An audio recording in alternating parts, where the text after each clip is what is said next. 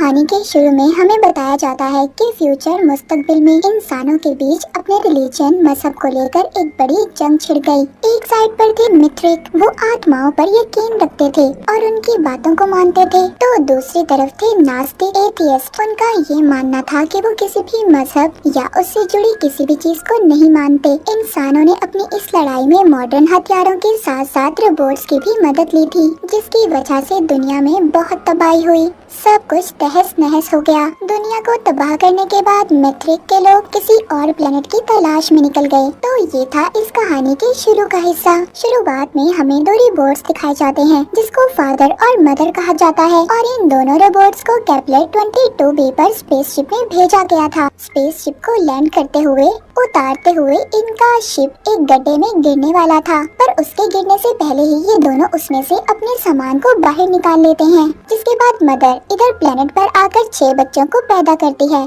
सब बच्चे अलग अलग नस्ल से ताल्लुक रखते थे। ये दोनों रोबोट्स यहाँ पर अपनी छोटी सी सोसाइटी बना लेते हैं और स्पेस मूल्यों को उगाकर यहाँ पर गुजारा करने लगते हैं, मतलब एलियन मूल्य। इनको देखकर ऐसा लग रहा था कि यहाँ पर प्लेनेट को ढूंढकर इंसानों की सोसाइटी बनाने आए थे। ये दोनों रोबोट्स यही चाहते थे कि ये आने वाली नस्लों को रिलीजन से दूर रखें। मतलब ये दोनों रोबोट्स मदर फादर एथियस्ट थे, जो किसी भी चीज को नहीं मानते थे, क्योंकि ये ऐसा इसलिए चाहते थे कि आने वाले इंसानों में न रिलीजन मजहब का कोई फर्क होगा और न ही आपस में ये लड़ेंगे, और इनकी सोच भी सबसे अलग होगी। ये दोनों रोबोट्स ये भी जानते थे कि ये बहुत जल्दी खत्म हो जाएंगे, इनका सिस्टम जल्दी बंद हो जाएगा।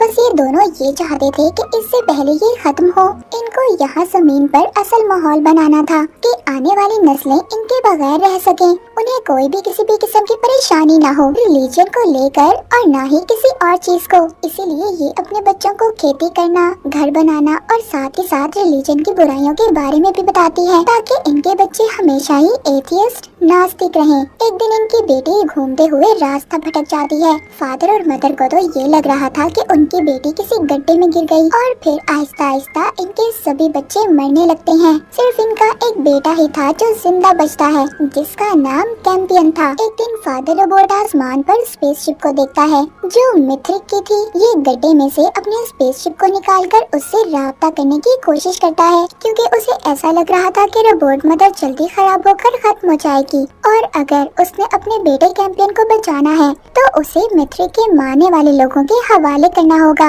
मगर उधर कमजोर रस्सी थी, इसीलिए फादर और कैंपियन उस स्पेसशिप को नहीं निकाल पाते। ये लोग फैसला करते हैं कि अगले दिन आकर इस स्पेसशिप को निकालने की कोशिश करेंगे। It's too dangerous, Campion. Mother robot को ये पता चलता है कि कैंपियन और फादर मिलकर कुछ गलत करने वाले हैं। जब ये कैंपियन पर चिल्लाती है तो वो इसको सब कुछ सच सच बता देता है कि उसने फादर के कहने पर इंसानों से मदद लेने की कोशिश की।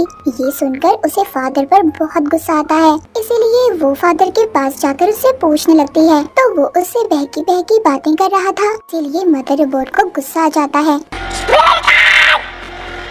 और गुस्से में फादर के बंद करने वाले सिस्टम को उसमें से निकाल कर बंद कर देती है। अब जैसे ही कैंपियन को पता चलता है तो वो उस स्पेसशिप की मदद से इंसानों तक सिग्नल भेज देता है, जिसके बाद मदर का भी ब्रेक डाउन, यानी कि उसका सिस्टम भी खराब होने वाला था। ये देखकर कैंपियन अपनी मदर के साथ बाहर ही सो जाता है। अगले दिन मिथ्रिक का ग्रुप इनके पास आता है, जिसमें एक आदमी जिसका नाम मार्कस था। दरअसल मिथ्रिक के लोग अपना मसीहा ढूंढना चाहते थे। उनको कैंपियन को देखकर ऐसा लगता है कि यही बच्चा है जो रिलीजन मजहब से जुड़ी सभी मुश्किलों को हल करेगा और इनका मसीहा बनेगा। ये सभी यहाँ पर ये प्लान बनाते हैं कि अपने साथ जो रोबोट लाए हैं उसकी मदद से मदर को ठिकाने लगाकर कैंपियन को अपने साथ ले जाएंगे। पर इनको बहुत जल्दी ये बात पता चल जाती है कि मदर कोई आम रोबोट नहीं थी, बल्कि वो तो उड़ने वाली और लोगों को मारने वाली खतरनाक मशीन थी। वो अपनी खतरनाक सुपरसोनिक आवाज से उसकी तेजी से सब मैट्रिक्स को मारकर मार्कस के स्पेसशिप तक पहुंच जाती है और उस स्पेसशिप से मार्कस को दूर निकालकर फेंकती है और अब उसी के स्पेसशिप से उनके दूसरे स्पेसशिप पर हमला कर देती है। पर वो किसी और रूप में थी। मदर अगर चाहे तो अपना रूप भी बदल सकती थी। वो स्पेसशिप पर हमला करके सभी को मारकर उनके बच्चों को अपने साथ अपने प्लेनेट पर ले आई थी। उधर कैंपियन और मार्कस जो ना ढाल था आसमान पर स्पेसशिप को तबाह होते देख रहा था। मदर अपने साथ उस स्पेसशिप पर से 5 नए बच्चों को लाती है और कैंपियन को उन बच्चों से मिलवाती है।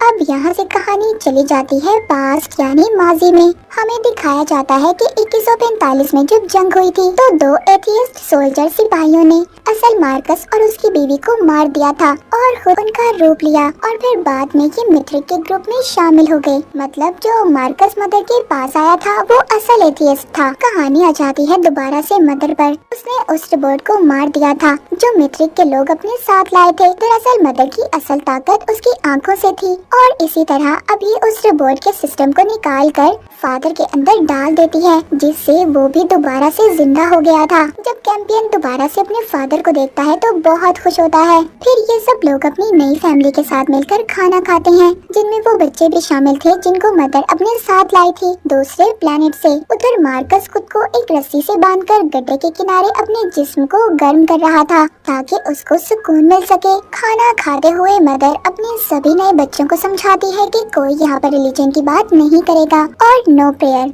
इन 5 नए बच्चों में मार्कस का बेटा भी शामिल था। मतलब वो मदर के पास था। वो फादर को अपनी आंखों की सच्चाई बताती है कि उसकी आंखों में ताकत है और इसीलिए उसने अपनी असली आंखों को छुपा कर रखा हुआ है। कैंपियन को मार्कस के बेटे के पास एक पालतू चूहा बहुत पसंद आता है। मार्कस का बेटा उसे देना तो नहीं चाहता था पर फिर भी वो दूसरे लड़के के कहने पर कैंपियन को वो चूहा दे देता है। कैंपियन जब सब बच्चों को बताता है कि उनके आने से पहले उसके सभी बहन भाई मर गए और कहीं न कहीं उनकी मौत की वजह मदर है जिन्होंने अपनी ताकतों से उन सबको मार दिया और जिसके बारे में वो खुद भी नहीं जानती। पर तभी उधर सब बच्चे प्रेयर दुआ करने लगते हैं। कैंपियन उनको ऐसा करने से रोक रहा था। जैसे ही मदर रोबोट को कैंपियन के पालतू चूहे के बारे में पता चलता है तो वो उस पर गुस्सा करती है और जिसका चूहा है उसे वापस देने का कहती है। मतलब मार्कस के बेटे को। और इसीलिए कैंपियन ने चूहे को वापस कर दिया था। इधर ही इन बच्चों में एक लड़की थी जो माँ बनने वाली थी। मदर को जल्दी उस लड़की का पता चल जाता है कि वो माँ बनने वाली है और यहाँ पर हमें ये भी पता चलता है मदर के बारे में कि वो किसी को भी देखकर उसके अंदर की सच्चाई जान लेती थी। इसीलिए वो उस लड़की को अब सब बच्चों से अलग रखती है। वो लड़की बताती है कि ये बच्चा मेरी मर्जी से नहीं है। मेरे साथ चर्च में रहने वाले एक आदमी ने बहुत गलत किया। मैं इस बच्चे को नहीं चाहती। मदर कहती है ठीक है तुम नहीं चाहती, जो तुम्हारे साथ गलत होना था हो गया, पर इस बच्चे का कोई कसूर नहीं है। तुम इसके साथ क्यों गलत करना चाहती हो? मदर का ये रूप देखकर तो लड़की हैरान सी हो गई थी। एक रात एलियन जंगली जानवर इन पर हमला कर देते हैं। तभी मदर को ये बात भी पता चलती है कि उसकी आंखों को किसी ने चुरा लिया। मदर को सिर्फ फादर पर ही शक था क्योंकि उसने इस बारे में सिर्फ फादर को ही बताया था, पर इसमें कैंपियन का हाथ था। खैर पता चल जाने पर फादर कैंपियन से आंखें लेकर मदर को वापस दे देता है और मदर वो आंखें लगा लेती है जिसमें ताकत मौजूद थी की मदद से सभी जानवरों को मार देती है। वो जानवर उस लड़की पर भी हमला कर देते हैं जो माँ बनने वाली थी, पर वो उनसे बच जाती है। फादर और मदर दोनों इस बात पर बहुत हैरान थे कि इन्हें 12 साल बाद की बात पता चली है कि इनके अलावा भी यहाँ पर कोई रह रहा है, क्योंकि उन्हें यहाँ रहते हुए इस प्लेनेट पर 12 साल हो चुके थे और इस दौरान इन्होंने कोई ऐसा जानवर कोई चीज नहीं देखी थी। पर वो जानवर अब मार्कस पर भी हमला करके उसे गड्ढे में गिरा देते हैं, पर रस्सी के बंधे होने की वजह से वो बच जाता है और फिर मिथ्रिक ग्रुप के सिपाही आकर उसे बचा लेते हैं। अब इस हादसे के बाद सभी बच्चे बहुत ज्यादा डर गए थे, इसीलिए वो सभी यहाँ से जाना चाहते थे, पर मदर उस लड़की की तरफ इशारा करके कहती है कि नहीं, अभी हम कहीं नहीं जाएंगे क्योंकि अभी इसके यहाँ बच्चा पैदा होने वाला है। ये सुनकर सभी बच्चे उसकी तरफ देखने लगते हैं। इस कहानी में हमें एक और बात बताई गई है कि केपलर 22 प्लेनेट का सफर जमीन से 13 साल का है। इसी बीच सबको हाइबरनेशन में रखा जाता है, यानी कि उनको लंबी नींद सुलाई जाती है, पर इस नींद में उनका जिस्म तो सो रहा होता है लेकिन वो अपने दिमाग से सभी के साथ बात कर सकते हैं।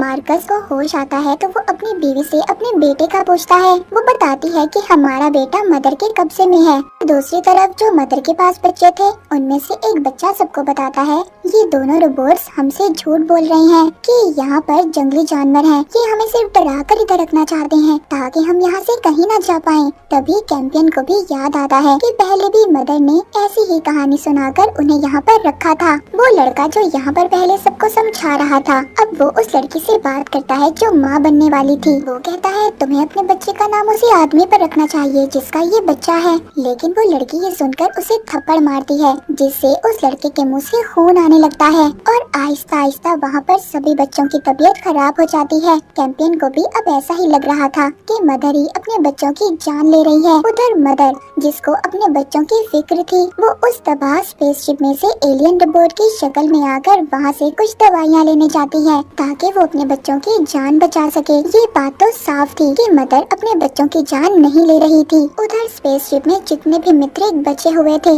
जब वो मदर को देखते हैं तो जमीन के अंदर जाकर छुप जाते हैं। मार्कस अपने साथियों से कहता है कि मुझे लगता है इस रोबोट का प्रोग्राम किसी एथियस्ट ने बनाया है इसीलिए ये हमारी दुश्मन बनी हुई है। खैर मदर उधर से दवाइयाँ लेकर जो वापस जा रही थी का सामना एक मित्रिक रोबोट से होता है लेकिन मदर बड़ी ही आसानी से उस रोबोट को मार देती है। उधर कैंपियन फादर को चकमा देकर सभी बच्चों को लेकर भाग जाता है। उसको मदर रोबोट का ऐसा रूप देखकर लग रहा था कि वो सबको मार देगी। मार्कस और उसकी बीवी को सब पता चल चुका था कि मदर इधर दवाइयाँ लेने आई थी मतलब सभी बच्चे अभी जिंदा हैं। अब बस इनको अपने लीडर को मनाकर बच्चों को तलाश करने निकलना था। उधर जिन बच्चों को कैंपियन अपने साथ जंगल के रास्ते लेकर निकल गया था उनमें से जो मार्कस का बेटा था उसको एक लड़की की आवाज आती है। ये वो ही थी जो मदर की बेटी थी और घूमते हुए भटक गई थी पर सभी ये जानते थे कि वो मर चुकी है लेकिन उसकी आवाज अब कहां से आ रही थी और यही आवाज उसको सब बच्चों से अलग कर देती है। वो एक गड्ढे में लटक जाता है। फादर को भी जल्दी स्पेसशिप में बैठकर बच्चों की लोकेशन का पता चल जाता है कि बच्चे कहां पर हैं। इसीलिए वो जल्दी से उन बच्चों को वापस लेकर घर आता है। यहाँ पर फादर को एक और बात पता चलती है कि बच्चों के मरने की वजह मदर नहीं बल्कि स्पेस मूलियाँ हैं जो खेती कर कर इन्होंने यहाँ पर उगाई थी।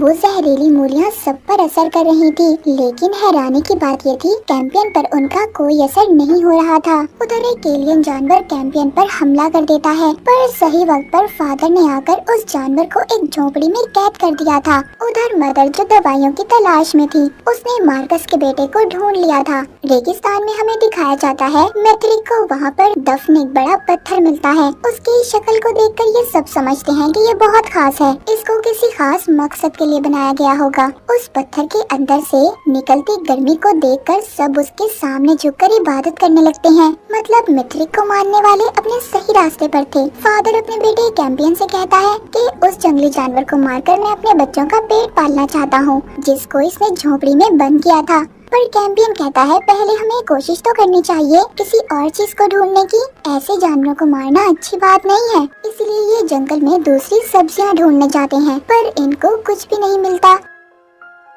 मदर को दिखाया जाता है जिसने सब बच्चों से लॉकेट उतरवाए थे उनको पिघलाकर एक बारीक सा हथियार बनाती है। उन सभी नए बच्चों के अंदर से ट्रैकिंग डिवाइस को बाहर निकाल देती है जिसकी मदद से मार्कस उसकी बीवी और मैत्रिक सब बच्चों को ढूंढ रहे थे जिससे उनको अब कुछ भी पता नहीं चल पा रहा था। वहाँ पर एक रोबोट आकर मार्कस पर हमला कर देता है। उसे भी ये पता चल जाता है कि ये काम उसके लीडर का है क्योंकि उसे मार्कस और उसकी बीवी पर शक था कि ये दोनों एथियस्ट से मिले हुए हैं पर वो सिर्फ मार्कस को मारना चाहता था क्योंकि उसकी बीवी उनके ग्रुप में एक अकेली डॉक्टर थी जो दवाइयों के बारे में जानती थी। इसीलिए लीडर सिर्फ खाली मार्कस को ही मरवाना चाहता था। उधर कैंपियन उस जानवर को आजाद करने वाला था जो फादर का पकड़ा हुआ था पर तभी उधर फादर आ जाता है। कैंपियन की ऐसी इस हरकत पर दोनों रोबोट्स ये सोचते हैं कि उनके बेटे कैंपियन की ये अच्छाई उन्हें कभी न कभी बहुत बड़ी मुसीबत में डाल सकती है। फादर बच्चों को समझाता है देखो, हम आज हैं और कल नहीं,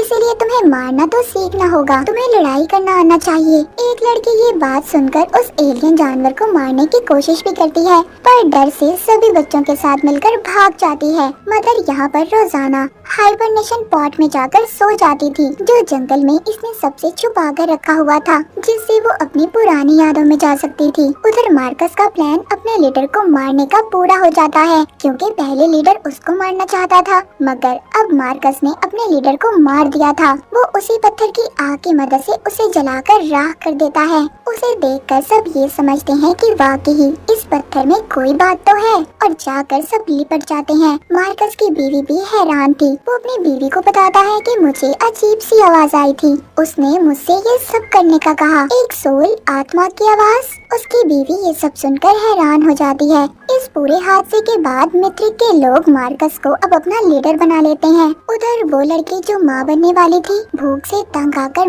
मदर का वो बारीक हथियार लेकर जो उसने बनाया था, उसकी मदद से उस एलियन जानवर को मार देती है, जो फादर ने कैद करके रखा हुआ था। उसे मारकर सभी बच्चे भूख से तंग उस जानवर का गोश्त खा रहे थे, सिवाय कैंपियन और मार्कस के बेटे को छोड़कर। मार्कस को स्पेसशिप में तलाशी लेते हुए वो आदमी भी मिल जाता है, जिसने उस लड़की के साथ गलत किया था, जो माँ बनने वाली थी, मदर के साथ रहती थी। वो उसको पकड़ लेते हैं। मार्कस कहता है कि हम इस आदमी को मदर के खिलाफ इस्तेमाल करेंगे। बाहर घूमते हुए कैंपियन और मार्कस का बेटा देखते हैं कि एलियन जानवर जिंदा रहने के लिए गड्ढों में लगी हुई फंगस यानी काई खा रहे थे। वो सोचते हैं कि फंगस अगर इनके लिए अच्छी है तो इंसानों के लिए क्यों नहीं, इसीलिए अपने लिए भी ये उस फंगस को इकट्ठा करना शुरू कर देते हैं, जो इनके लिए जहरीली भी नहीं थी।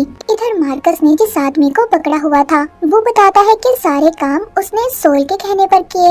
ये सब बातें मार्कस को काफी अजीब लग रही थी। अब क्योंकि मार्कस मैथ्रिक का लीडर भी बन चुका था, उसके साथ एक लड़की काफी ज्यादा घुलने मिलने की कोशिश कर रही थी। उधर मदर हाइबरनेशन पॉट में नींद में जाकर अपनी पुरानी यादों में चली जाती है, और आखिरकार हमें यहाँ पर पता चलता है कि मदर कौन थी और किसने इसको यहाँ पर भेजा था। मदर भी पहले मैथ्रिक के लिए काम करने वाली एक रोबोट थी, मगर उसको एक एथियस्ट ने अगवा करके रीप्रोग्राम कर दिया, दोबारा से उसके अंदर की चीजों को बदल दिया। ये आदमी पहले मैथ्रिक का ही था, पर इसने अपने रिलीजन के खिलाफ बगावत कर दी, और ये मदर से प्यार भी करता था। इसने मदर को बदलकर इंसानों की खिदमत करने वाला एक रोबोट बना दिया, और इसने फादर रोबोट को भी बनाया था, और दोनों को केपलर 22 पर जाकर एथियस्ट की सोसाइटी बनाने का कहा। उसने मदर को भेजने से पहले उसकी सारी पुरानी यादों को मिटा दिया था, क्योंकि वो ये नहीं चाहता था कि आगे के इंसान उसको भी अपना गॉड, अपना मसीहा समझें। सब चीजों का ताल्लुक कहीं न कहीं मदर से था, क्योंकि मदर ने जो बच्चे पैदा किए थे उनसे आगे की नस्लें चलनी थी।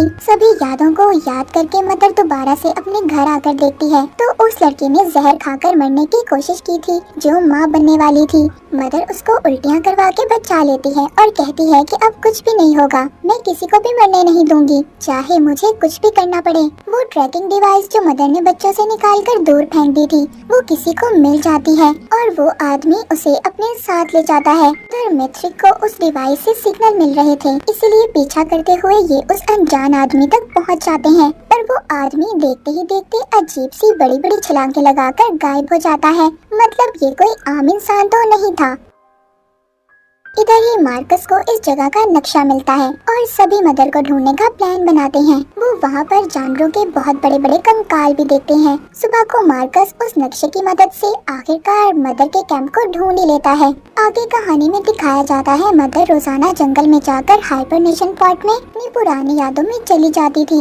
ये बात छुपा हुआ मार्कस और फादर भी सोचते हैं कि मदर रोजाना कहाँ पर जाती है। मार्कस अपनी बीवी से कहता है कि हमें अपने बेटे को मदर से हासिल करना होगा, और हम उसको सब कुछ सच सच बता देंगे। हम तुम्हारे असल माँ बाप नहीं हैं। पर मार्कस की बीवी को उसका ये आइडिया बिल्कुल भी अच्छा नहीं लगता। वो कहती है, क्या तुम ये बताओगे कि हमने तुम्हारे असल माँ बाप को मारा? मार्कस कहता है कि अगर हमें अपने बेटे को बचाना है तो मदर रोबोट को तो मारना होगा, क्योंकि अगर वो जिंदा रही वो कभी भी हमसे हमारे बेटे को मिलने नहीं देगी। मार्कस और उसकी टीम जंगल में जाते हैं ये पता लगाने कि मदर रोबोट इतने घंटे क्या करती है। एक लड़का जलाने के लिए जब लकड़ियाँ इकट्ठी करने जाता है तो उसको खाने का एक खाली डब्बा मिलता है। वो आकर अपनी दूसरी साथी को बताता है। उन दोनों को अब समझ आ गई थी कि कोई बाहर जिंदा इंसान इन पर नजर रख रहा है। उधर मदर के साथ कैंपियन और मार्कस का बेटा एक गेम खेल रहे थे। कैंपियन जिस पजल को सुलझाने में घंटों लगा देता है, उधर मार्कस का बेटा उसे फौरन से हल कर देता है, जिस वजह से कैंपियन उससे जलने लगा था। जंगल में मार्कस की बीवी को वो पॉट मिल जाता है जिसमें मदर अपनी पुरानी यादों में जाया करती थी। मार्कस उसको देखकर कहता है कि यही सही वक्त होगा जब हम मदर को मार सकते हैं, क्योंकि इसमें जाने के बाद वो बहुत गहरी नींद में सो जाती है और इसी दौरान हम उसको मार सकते हैं। हम उसके जिस्म को बम से उड़ा देंगे। उधर कैंप में मदर उस बच्ची की ड्राइंग देखती है जो रास्ता भटककर गुम हो गई थी और मर चुकी थी, पर मदर को कुछ समझ नहीं आता कि उसकी बनाई हुई ड्राइंग उसकी पुरानी यादों से मिल रही थी। उसको अब लग रहा था कि शायद उसके पीछे कोई है जो उसके बारे में जानना चाहता है, उसका पीछा कर रहा है। मार्कस का बेटा बेचारा फंगस खाकर तंग आ चुका था। वो भी अब एलियन जानवर का गोश्त खाना चाहता था, पर वो खुद से किसी की जान नहीं ले सकता था। इस बात पर कैंपियन को उस पर गुस्सा आता है। कहता है तुम ये काम क्यों नहीं कर सकते, और उसे मारने लगता है। फादर जब ये देखता है कि कैंपियन मार्कस के बेटे को मार रहा है, तो वो उसको मदर के पास लेकर जाता है। मदर उसको समझाती है कि बेटे ऐसे परेशानियां हल नहीं होती, ऐसे किसी पर हाथ उठाकर किसी को मारकर। पर कैंपियन उसको उल्टा जवाब देकर चला जाता है और कहता है मॉम आप ये सब ना ही कहें तो अच्छा होगा। उसके जाने के बाद मदर फादर से पूछताछ करती है कि फादर ही तो नहीं जो उसका पीछा कर रहा है, लेकिन फादर नहीं था। इसलिए मदर अब खुद इस बात का पता करती है और जाकर अपने हाइबरनेशन पॉड में कंप्यूटर से पूछताछ करती है। उसको पता चलता है कि कोई वायरस है जो उसको उसकी पुरानी यादों की तरफ खींच रहा था। ये दोबारा से गहरी नींद में जाकर सब पता करती है। तभी वहाँ पर मार्कस के लोग आकर इसके चारों तरफ बॉम्ब लगा देते हैं और एक आदमी उसके आगे आईना लेकर खड़ा हो जाता है ताकि वो शीशा मदर की सारी ताकत को कुछ देर के लिए कंट्रोल कर पाए। पर ऐसा कुछ नहीं होता। मार्कस के लोगों का सारा प्लान खराब हो गया था, जिस वजह से मदर भी अब होश में आ जाती है और सबको यहाँ पर खत्म करके अपने बच्चों को लेने भागती है। उधर मार्कस की बीवी अपने साथियों के साथ मदर के कैंप पर हमला कर देती है। फादर जल्दी जल्दी अपने सभी बच्चों को बचाकर एक महफूज जगह पर लेकर छुप जाता है, पर मार्कस की बीवी ने अपने बेटे को ढूंढ लिया था।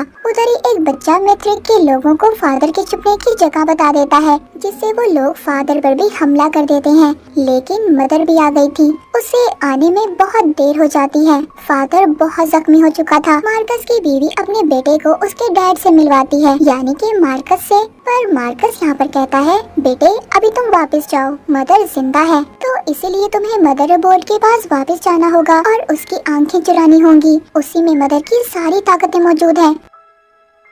उसका बेटा अब यही करता है। वो मदर के कैंप में जाकर जब उसकी आंखें चुराकर भाग रहा था, जिस पर अब मार्कस उस पर हमला करता है और उसे बहुत मारता है। वो बस मदर को मारने ही वाला था, तभी उसको आवाज आती है मदर को छोड़ दो, उसे जाने दो, मदर को जिंदा छोड़ दो। इसलिए ये अब उसको जिंदा ही पकड़ लेता है। मार्कस ने मदर रोबोट को एक झोपड़ी में कैद कर दिया था और कैंपियन को भी बंद कर देता है। मार्कस जब मदर के पास जाता है तो वो उससे कहती है क्या मैं जानती हूँ तुम असल मार्कस नहीं हो। वो मार्कस का चेहरा देखकर सब कुछ स्कैन कर लेती है। उधर मिथरिक फादर को पकड़कर उसे रिप्रोग्राम करके उसमें तब्दीलियां लाकर उसको अपना नौकर बना लेते हैं। मिथरिक कैंपियन को अपना मसीहा समझ रहे थे। उनका ये मानना था कि कैंपियन ही वो बच्चा होगा जो उनकी सारी मुश्किलों को खत्म करेगा, इसीलिए उन्होंने उसे पकड़ा हुआ था। दूसरी तरफ वो लड़की जो माँ बनने वाली थी, वो कैंपियन के पास जाती है और कहती है कि तुम झूठ मूठ का नाटक कर लेना मिथरिक के लोगों के सामने कि तुम रिलीजन को मानते हो और जो भी वो कह रही हैं सब सच है।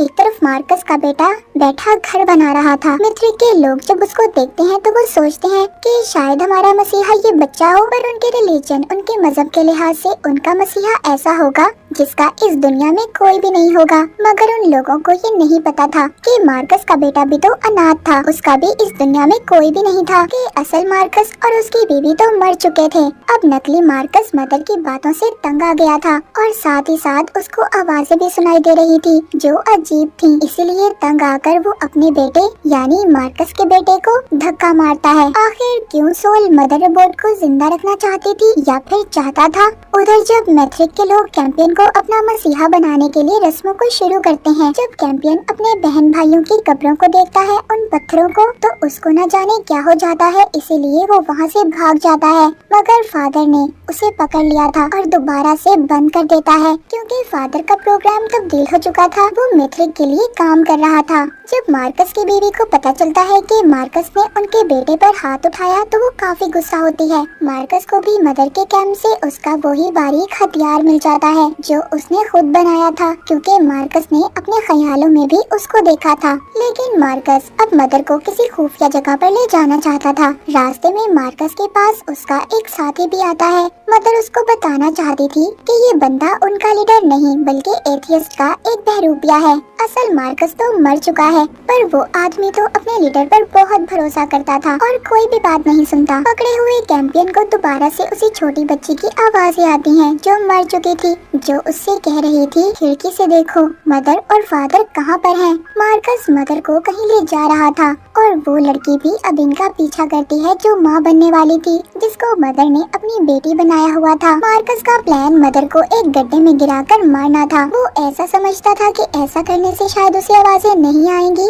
मगर उसे फिर से आवाज आती है, मदर को छोड़ दो, मत मारो उसे। तभी उधर फादर जो मैथ्रिक के कब्जे में था मदर को उस गड्ढे में गिरा देता है, मगर अपनी एक उंगली से रस्सी को पकड़कर बचा भी लेता है। मार्कस की वो आवाजें अब ख्यालों में बदल चुकी थी। वो ख्याल में खुद को अपने असल रूप में देख रहा था और इन्हीं ख्यालों में खुद को जख्मी कर लेता है। इस बात का फायदा उठाकर मदर भी गड्ढे से बाहर आ गई थी और फादर से कहती है, मैं अपने और तुम्हारे बच्चों को जरूर बचाऊंगी। ये कहकर वो वहाँ से चली जाती है। मार्कस को इधर अभी भी आवाजें आ रही थी, मदर को जाने दो, उसे छोड़ दो, उसका जिंदा रहना जरूरी है। मार्कस तो जैसे इन आवाजों से पागल हो चुका था। उधर मार्कस की बीवी खाने के लिए एलियन जानवर का गोश्त इकट्ठा कर रही थी। वो अपने बच्चे को लेकर यहाँ से जाना चाहती थी, लेकिन तभी उधर फादर जख्मी मार्कस को लेकर आता है। मार्कस जो कि बहुत जख्मी था, वो बताता है कि मैथ्रिक का मसीहा कोई और नहीं बल्कि मैं खुद हूँ। ये मुझे उन आवाजों ने बताया है जो मेरे कानों में आती हैं।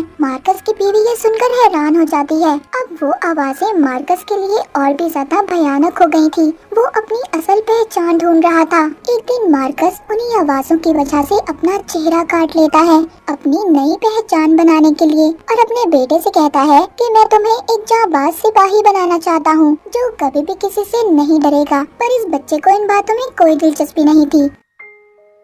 मदर रोबोट को दिखाया जाता है जो मैथ्रिक के स्पेसशिप में अपनी मरम्मत खुद को ठीक करवानी चाहती है। वहाँ पर वो एक खराब रोबोट से एलियन खून लेने लगती है, यानी कि सफेद लिक्विड। इसी दौरान उसे अपने पेट में कुछ महसूस होता है। मदर दोबारा से माँ बनने वाली थी, पर अब उसे जिंदा रहने के लिए लाल खून की जरूरत थी। वो एक जानवर को मारकर उसका खून पीने लगती है। कैंप में एक बच्चा ये देखता है कि फादर ने कोई मैसेज भेजा था। उसको ऐसा लग रहा था कि शायद कि मैथ्रिक के लोगों ने फादर का जो प्रोग्राम बदला है उसी वजह से ये सब है। इधर मार्कस भी ये नहीं चाहता था कि जो कैंपियन था मदर का बेटा, उसका बेटा उससे कोई दोस्ती रखे। पर एक दिन जब वो कैंपियन के पास आता है तो मार्कस उसको देख लेता है और उसे बहुत डांटता है। मार्कस अपनी बीवी को भी बंद कर देता है क्योंकि उसे पता चल चुका था कि उसकी बीवी उनके बेटे को लेकर भागना चाहती है और यहाँ पर जितने भी मैथ्रिक थे सब उसके लिए इबादत करने लगते हैं क्योंकि उन्हें ऐसा लग रहा था कि मार्कस की बीवी एथियस्ट बन चुकी है। वो लड़की जो माँ बनने वाली थी वो मदर को ढूंढते हुए उस तक पहुँच जाती है, मगर मदर यहाँ पर उस लड़की पर बहुत चिल्लाती है और उसे जाने का कहती है कि मदर की खून पीने की आदत कहीं उस लड़की को न मार दे। उधर कैंपियन जिसको मार्कस ने पकड़ा हुआ था, मार्कस के बेटे के बताए हुए प्लान के मुताबिक सुरंग बनाकर भाग जाता है और ये सब बच्चे मिलकर मैथ्रिक के चर्च को आग लगा देते हैं। पर मार्कस को ये लगता है कि ये शायद सोल का कोई इशारा है। वो उसके सामने खड़ा हो जाता है और इसी बात का फायदा उठाकर मार्कस की बीवी सभी बच्चों को लेकर यहाँ से भाग जाती है। पहले तो उनका प्लान मार्कस के स्पेसशिप में भागने का था, पर वो खराब था, इसलिए अब ये मजबूरन जमीन के रास्ते से जाते हैं। फादर इनका पीछा करता है पर अपने आप पर कंट्रोल करके उन्हें जाने देता है। मदर जो स्पेसशिप में थी वो अपने सभी सवालों के जवाब चाहती थी, इसीलिए दोबारा से वो हाइबरनेशन पॉड में जाती है और अब ये आगे अपनी यादों में जाकर बड़े कैंपियन से मिलती है, जो उसको बताता है कि अब वो माँ बनने वाली है और उसका असल मिशन तो अब शुरू हुआ है। पहले तो सब कुछ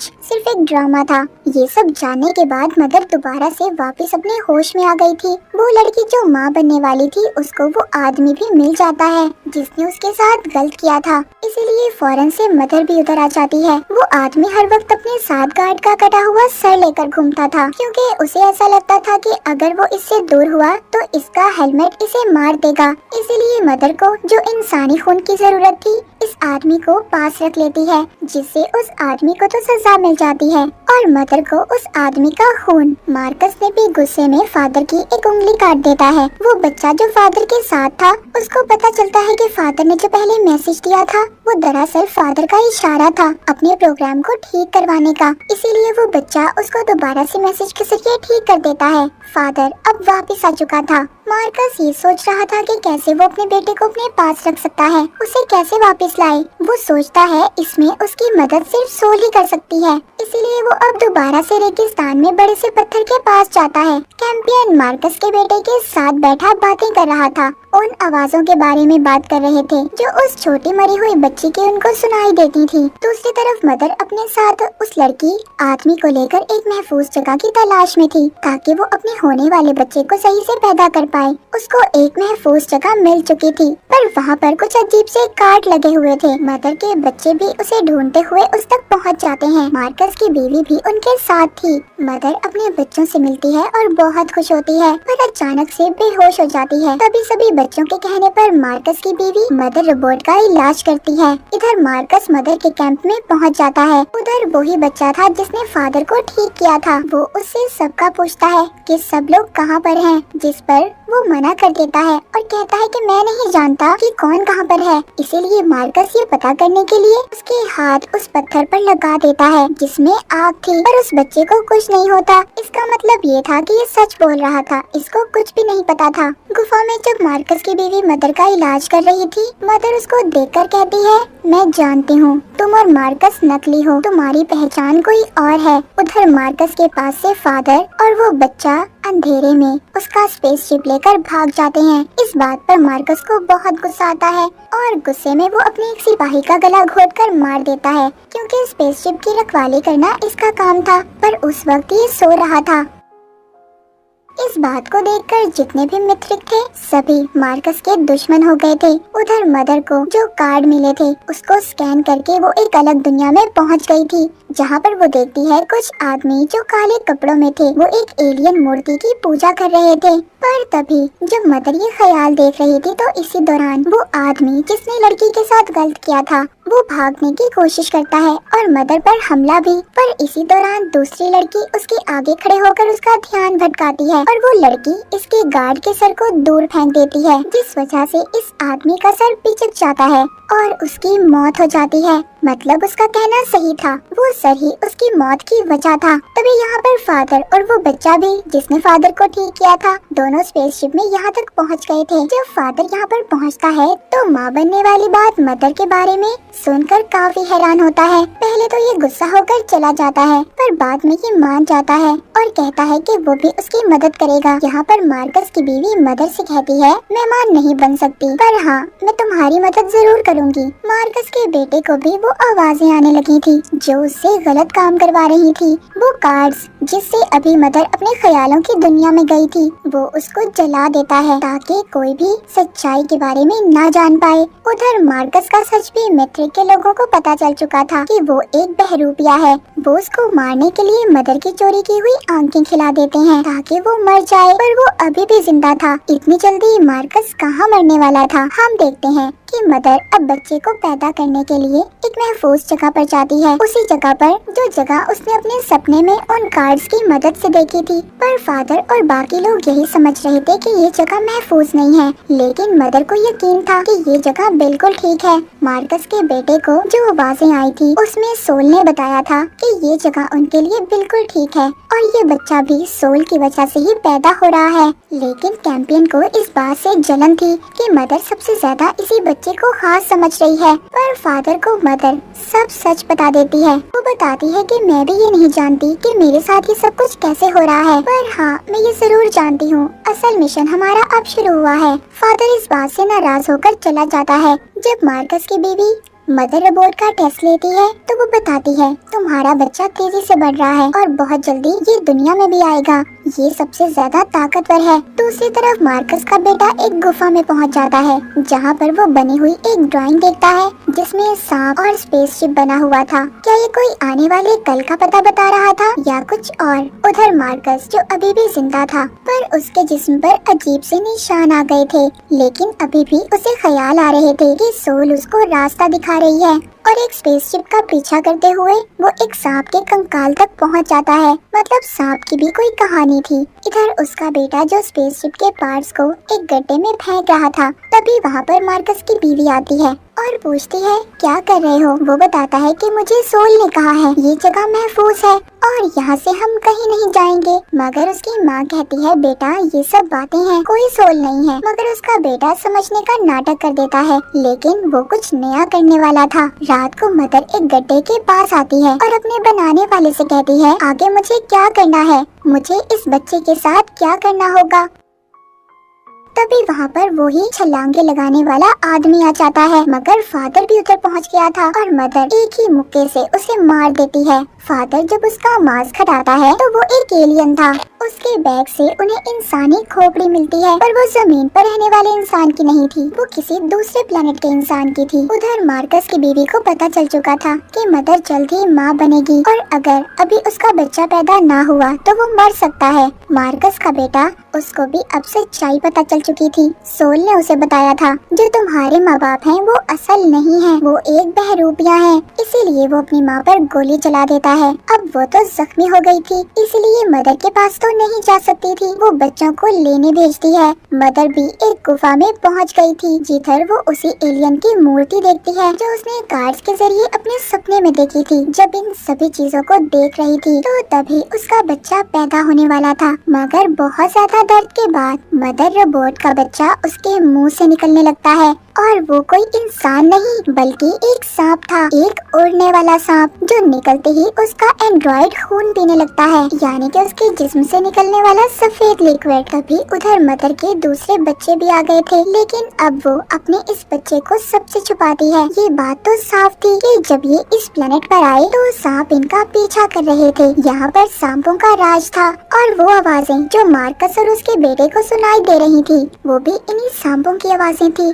मदर सब समझ गई थी। मदर समझ गई थी कि उसके साथ ये सब कुछ क्यों हुआ। जब वो हाइबरनेशन पॉड में अपनी पुरानी यादों में जाती थी तो उसके दिमाग पर कोई कब्जा कर लेता था और यही बात थी कि मार्कस का बेटा भी स्पेसशिप को खराब कर रहा था। उन्हें पता था जब ये सांप पैदा होगा तो उसे इंसानी खून की जरूरत होगी, इसीलिए स्पेसशिप के खराब होने की वजह से सब इधर ही रहेंगे, सब फंस जाएंगे और वो सांप आसानी से सबका खून पी सकता है। मदर उस सांप को देखती है जो बहुत जल्दी बड़ा हो रहा था। अगर ये अपने बच्चों की जान बचाना चाहती थी तो ये फादर के साथ उस सांप को लेकर स्पेसशिप में यहाँ पर एक गड्ढे में चली जाती है जिधर दहकता हुआ लावा था। वो उस लावे में जाकर अपने साथ ही इस सांप को भी खत्म करना चाहती थी। कैंपियन जब ये देखता है तो बहुत चिल्लाता है। मदर और फादर की आखिरी वक्त में उनके सामने उनके सभी बच्चों की यादें आ रही थी।